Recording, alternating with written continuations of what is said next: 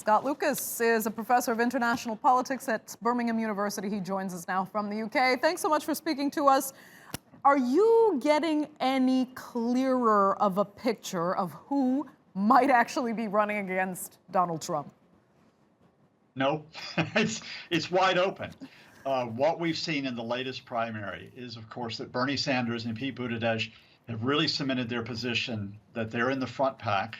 We kind of knew that after Iowa.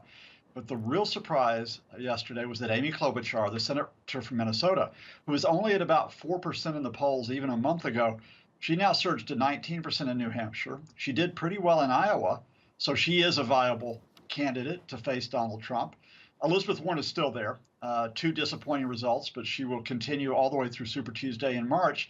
And of course, we have that big hanging question as to whether Joe Biden, who has collapsed to fifth place, whether he can use South Carolina, where he is leading, and also a good showing in Nevada, which is the next contest in 11 days' time, to get his campaign back on track. I think you've got a set of good Democratic candidates. I think you've got a set of issues that all have been engaged with, and that means voters have a real choice, and that will continue for at least the next 2 months. Okay, but since Iowa and New Hampshire are supposed to be these leading indicators, if it comes down to Bernie Sanders and Pete Buttigieg, who's got what strength where here?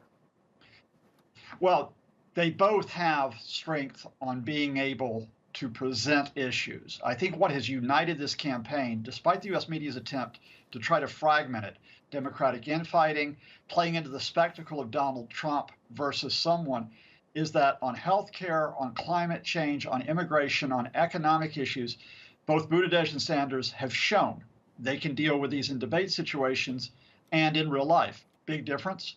Bernie Sanders has been around for decades as a senator. Pete Buttigieg is not in his 70s, he's in his late 30s, and his experience has been as mayor of a town in Indiana. Now, those are two very, very different paths. Do I think each of them has the capability to present an alternative to Donald Trump? Absolutely. I think they're coming at it from different ends of the experience spectrum and from different parts of the United States, and that's where the key difference lies. But, Scott, every time, we saw it with Barack Obama. There was such an issue with him being a minority. This would be America's first black president. Then we saw Hillary Clinton. What a big deal it being the first female president in the United States. Now with Pete Buttigieg, we're seeing an openly gay man who would bring a male spouse into the White House. Do you think it works for or against him in the context of the United States today? I think it's shown, and given how critical I have been of the degrading of American politics, that in this respect, at least, the country is growing up. And that is just as it was no longer the case of, oh my gosh, Barack Obama is African American. I don't think many Americans look at Pete Buttigieg and say, what I'm really concerned about is the fact that he lives with a fella. I think what is more important for Buttigieg going into, say, the next primary in Nevada and in South Carolina, far more important than his sexuality is does his message appeal to African Americans? Does it appeal to Latinos? And that's a positive thing. When we talk about politics in that way, rather than the superficial of, as I said, someone's sexuality or someone's color, well, that's a small benefit to take from what has been a very tumultuous 4 years in American politics. Right.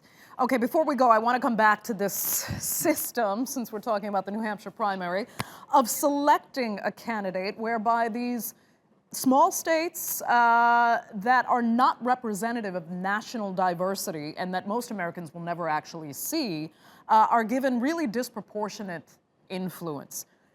We've heard a lot of talk about it this year and how it really isn't all that democratic and fair. Do you think we'll now finally see it start to change? Well, I think after the chaos of the Iowa vote count last week, I think that possibility has been opened up. I think probably it might not change in the near future because, let's be honest, these are shop windows for candidates to present themselves. We'll get 2 more shop windows in Nevada and South Carolina before we get 14 states on one day in March. And I think that process will tend to continue.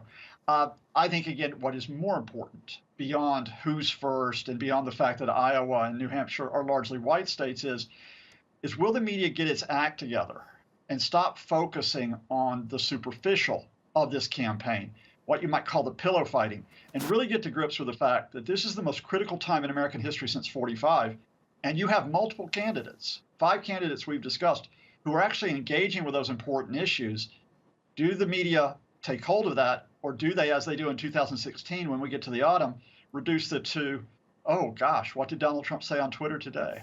Great stuff. Okay, Scott, thanks so much for joining us as always. We really appreciate it.